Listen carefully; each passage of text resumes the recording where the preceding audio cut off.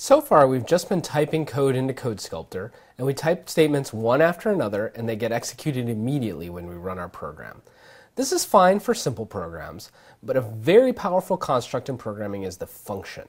What a function is a piece of code that you define that you can execute later. And so you only execute the code inside a function when you call that function. And I can call the function more than once. So this becomes a very powerful programming construct. I define a block of code once, and then I can use it many times. So in this video, we're going to talk about how to define a function, and we're going to show some simple functions and some simple calls to those functions. All right, let's write some functions. Now, before we actually type any code, we have to think about what we want. Beginning programmers often just start typing before they think about it. And before I write any function, I should decide what the function is going to do. And a good way of doing that is to put it in a comment. So I am going to write a function that computes area of a triangle. Okay? And I want to see all your functions have comments like this. You should always put a clear comment that says this is what this function does. Now I'm just going to type the function and then we're going to talk about it.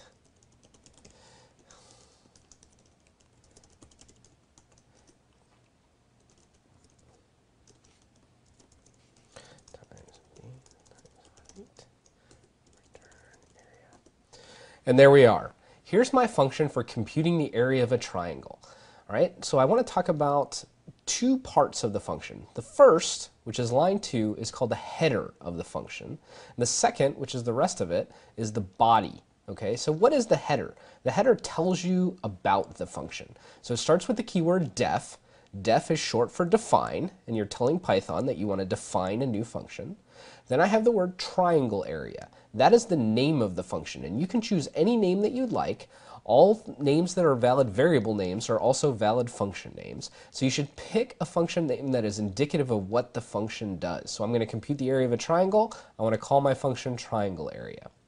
Then we have a parenthesized list of parameters. And in this case, this function takes two parameters, the base and the height of the triangle.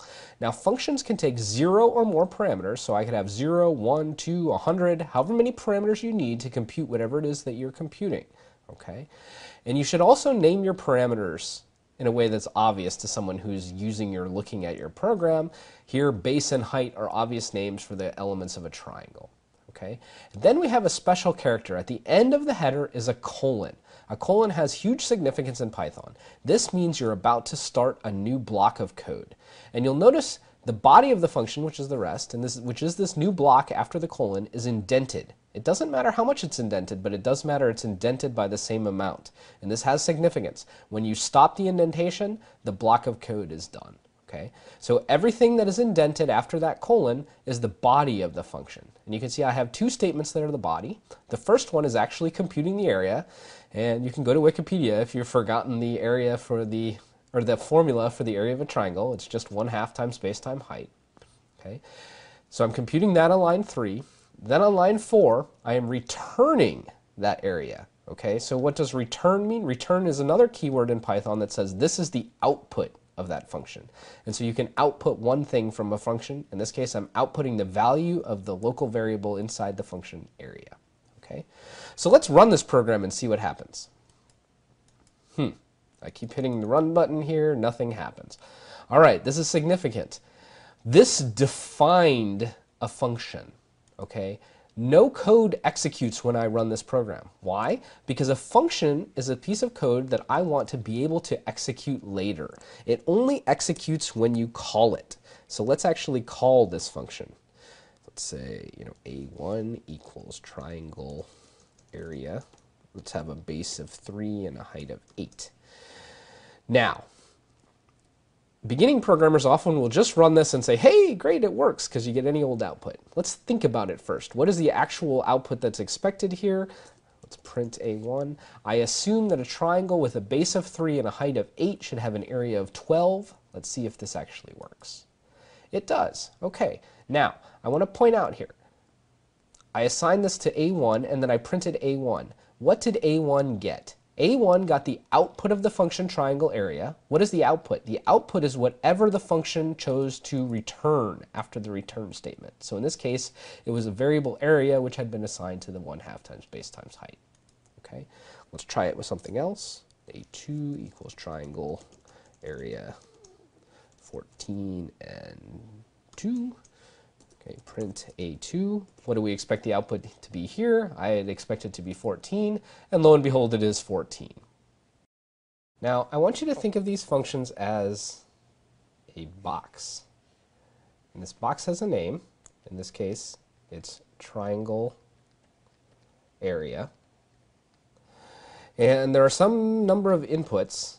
In this case, there are 2 inputs, and some number of outputs, 0 or 1. In this case, there's 1 output.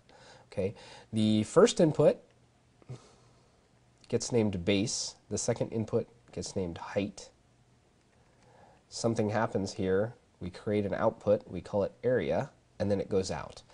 Now, the key point of this is these names, base, height, and area, they only exist inside this box. They only exist inside the function. You don't actually use them anywhere else. All right? And what's happening when I call the function, triangle area, and I call the function by using the function name in the parentheses and giving some values, 3, 2. All right, what happens is 3 goes in here, 2 goes in there. So base gets the value 3, height gets the value 2. I compute the value of the area, okay, which becomes 3, and out goes 3 on this side. So if I were to print this, I'd get 3. If I'm going to assign it to A would become 3, okay? This is valuable for many reasons, right? A function is now a black box. I don't care what's inside of it. I don't care what's going on in this squiggle here. All I know is that there are 2 inputs, base and height, and 1 output. And I can just use it. I read the comment. I know what it does. Okay?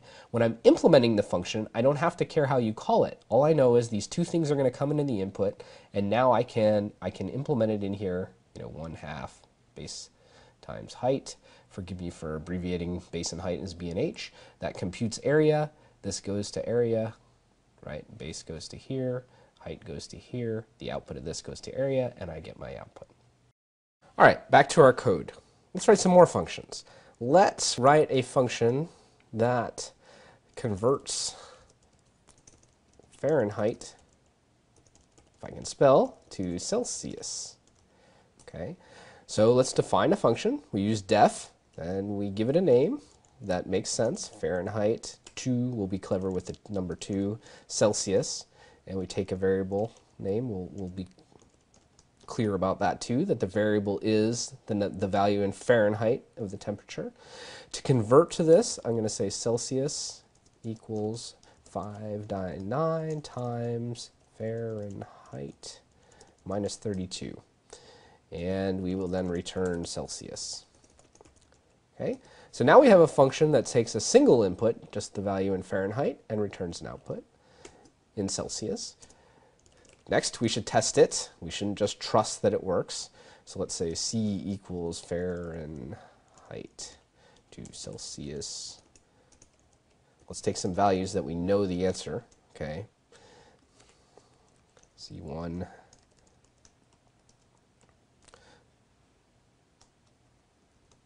Copy, paste, 212. So I know freezing and boiling. And we better make this C2.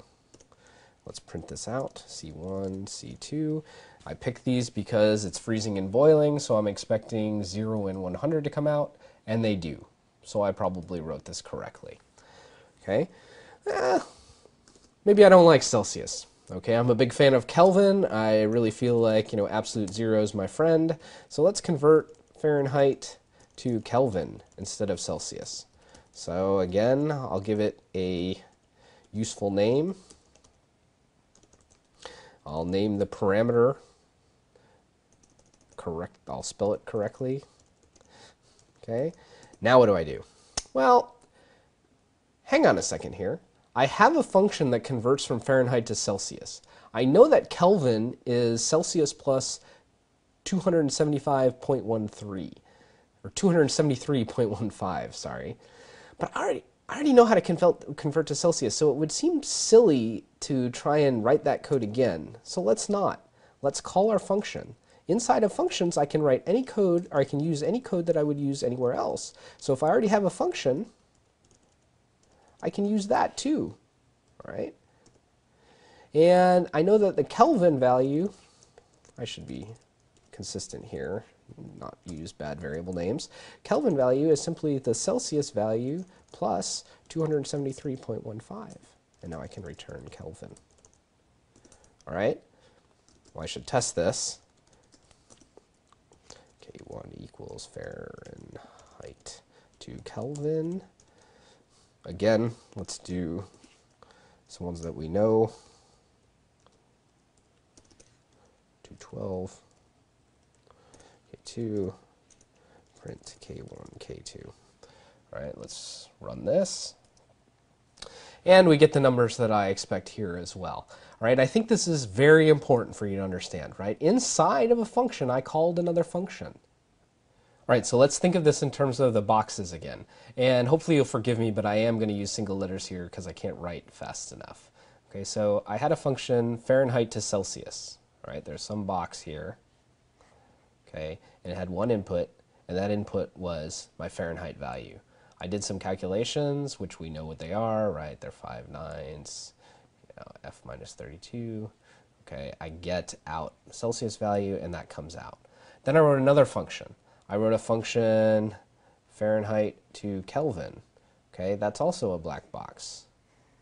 All right, in comes one input, something happens, we compute Kelvin, and Kelvin goes out. All right, now I want to make an interesting point here. I don't care how you implement Fahrenheit to Kelvin if I'm using it. So when I call Fahrenheit to Kelvin, somewhere I call Fahrenheit to Kelvin with 32, I just want the right answer, right? I want the answer, I want this to evaluate to 273.15. Okay, how you do it, that's your business. So when you're in here implementing it, there's absolutely no reason why you can't say, hey, Celsius, I already know how to do that, F to C of F, right? But you could also recompute it. You could say, I like being messy, and I'll just say, instead of that, I'll say Celsius equals 5 ninths Fahrenheit minus 32. Okay, and then I'll go to Kelvin from there. All right, so there are many different ways to write a function. Which is better? I would argue that if I already have a function to do the job, I should not write the code again. You do not want repeated code. If I figure out, oh, I'm screwing this up, it's really 9/5 or whatever, right? You change it in one place and then it would be fixed in both. Okay? I think this is pretty critical, right? But keep in mind, I have these boxes. I don't need to care how they're implemented as I use them. And once I have a function, it's available to me to use anywhere. All right, I want to show you one final function here. I want to show you a function that prints hello world. Okay, this function, I'm going to call it hello, takes no arguments. All right, remember I said that we don't have to have any parameters or arguments. Okay, and all it does is print hello world. Okay, and that's it. All right, let's test it, as we should always test our functions. Let's call hello. Oops, I got to spell it right, or that definitely is not going to work. Okay, so what happens when we run this function? It prints hello world. Okay, that's great. That's what I expected it to do. Now, what's different about this function from all the other functions we've written today? Well, it does not have a return statement. This function, if I drew it as a box, would have no inputs and no outputs. Nothing comes into hello. There are no parameters. Nothing goes out of hello. There's no return value. So what happens when you try to assign it? Say h equals hello, print h. Right? Well, there's nothing coming back. So what do you think is going to happen? Well, Python has a value none, and none means there's nothing there, okay? And so Python, if you forget the return statement, or if you don't need a return statement, it automatically adds one. So it's exactly like if I typed return none. Okay, this none is a special value, all right? So h gets the value none. I can print h and it'll say none. Now, why do I bring this up? Well, usually you're not writing functions like this. You might write a few, but often you return a value and you expect it to return a value, but you forgot the return statement. And then none will show up here in the console for your variable, and I just wanted you to see this is probably the most likely reason. You should go look at your function again and see if you forgot the return. Okay, so this was a quick and dirty introduction to functions. Functions are extremely powerful and extremely useful, and every program you write will include functions. I've only scratched the surface here on what you can do with functions, and we will see them throughout the course. Pretty much every lecture from now on will use functions. Every project that you write will use functions, so you're going to get familiar with them pretty quickly. All right? I want you to keep in mind the things that I've said here, and hopefully the model with using a box with the inputs and outputs inside the box, those names stay inside the box, will be valuable to you.